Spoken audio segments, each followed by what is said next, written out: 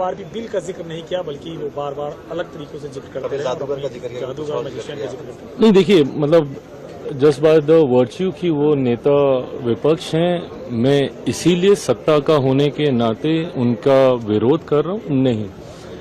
मैं मानता हूं कि आज उन्होंने नेता प्रतिपक्ष की गरिमा को गिराने का काम किया है।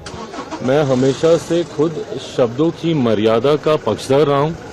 मैंने हमेशा माना है कि जो विषय हो उस पे अपनी बातों को रखना चाहिए।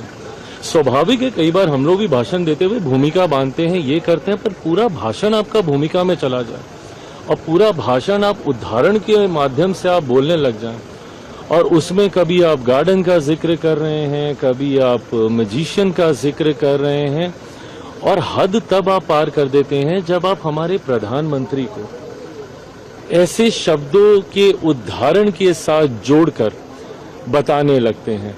आप कीजिए, विरोध करना है, आप नीतिगत विरोध कीजिए ना। आप बताइए डीमेरिट्स क्या क्या हैं, जो भी बिल आए हैं उसमें आप डीमेरिट्स बताइए, आप अपने सुझाव बताइए।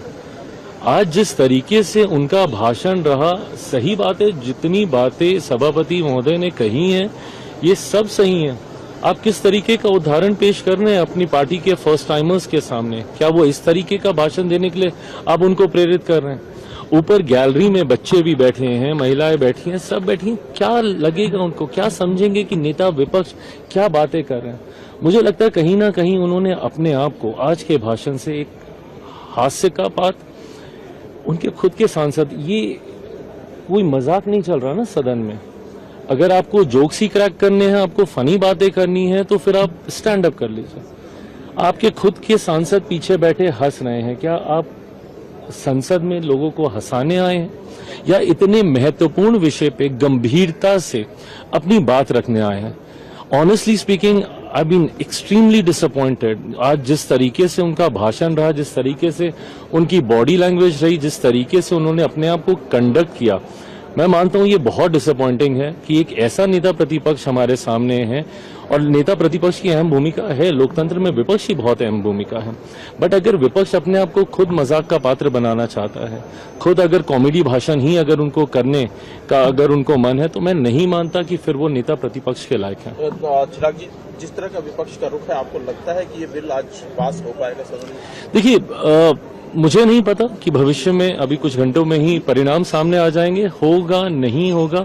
पर जैसा प्रधानमंत्री जी ने भी अपने ट्वीट के माध्यम से उन्होंने भी आग्रह किया कि हर किसी को अंतरात्मा की आवाज से मतदान करना चाहिए। जितने सांसद मौजूद हैं, हर किसी की नैतिक जिम्मेदारी भी है।